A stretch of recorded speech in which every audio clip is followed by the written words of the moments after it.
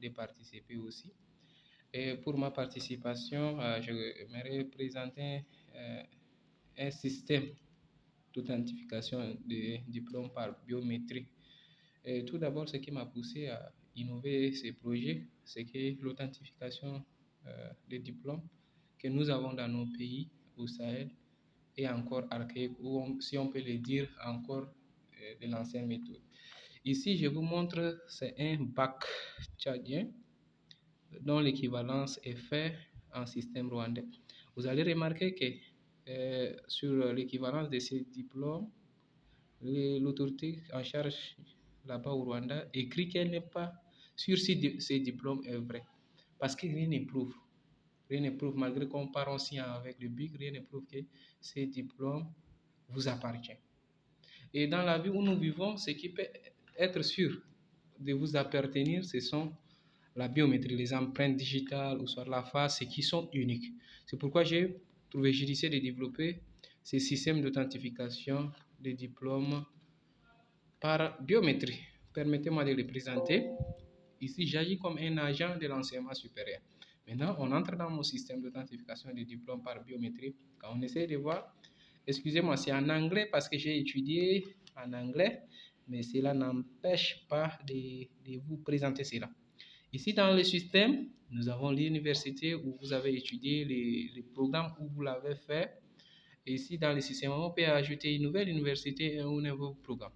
C'est que vous, par exemple, l'université ici, c'est Adambaka, le bachelor degree. Vous devez remplir ces informations, les identities, les noms, disons que c'est Kader. Là, on peut écrire les noms ici, les middle names. Pourquoi on fait ces informations? Une fois, mais c'est pour l'authentification des diplômes. Une fois que toutes ces informations sont remplies, il y a la classification, le nom de ton superviseur. Après, on enroule la face. Une fois on enroule la face, et la caméra va sortir.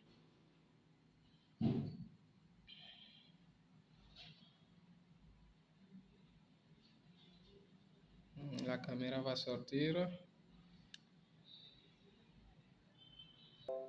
Comme vous voyez, la caméra est sortie. J'enregistre ma face. Maintenant, une fois enregistré, je complète la registration. Vous allez voir toutes les informations qu'on a entrées. Ça sort là-bas. On a l'option de télécharger cela et tout. Il y a plusieurs en images, en PDF certifié. Comme on n'a pas branché à une imprimante, on peut télécharger cela. Ok. Une fois, ça c'est votre diplôme qui s'est authentifié. Vous voyez, toutes les informations que nous venons d'entrer dans le système, ils sont protégés par ce QR. Ils se trouvent dans ce QR. Maintenant, pour accéder à ce QR, il faut scanner ce QR, mettre votre face avant d'avoir l'accès. On va procéder. Quand vous allez scanner, vous allez avoir ce lien qui va vous orienter vers la vérification. Permettez-moi de revenir encore. Le QR dont je viens de montrer, une fois que vous scannez sur votre femme, où que vous soyez et tout, ça va vous apparaître comme ça. Mobile Face Verification veut dire la vérification des faces. Maintenant, on va ouvrir la caméra. Ça, c'est sur votre phone, comme je vous démontre. C'est pourquoi je vous montre dans l'ordinateur. Une fois maintenant que vous savez où vous voulez authentifier votre diplôme, il suffirait maintenant de faire la capture et vérifier face. Voilà, maintenant, une fois faire ça, vous allez voir. Pourquoi ça a donné que c'est moi? Parce que, si vous vous rappelez, je viens d'enregistrer la face avec la mienne et vous, la confidence est 51. Parce qu'actuellement, là où je suis, c'est un peu noir et toutes les informations que nous venons entrer, tout est là, toutes les informations. Toutes les informations que nous venons, on peut imprimer, on peut télécharger, on peut partager, on peut faire tout cela. Comme il reste peu de temps, voilà. Ici, vous allez voir les certificats management. Ici, c'est tous les certificats qui existent dans le système. C'est l'enseignement supérieur qui a l'accès. Nous avons analyse report, tous les reports.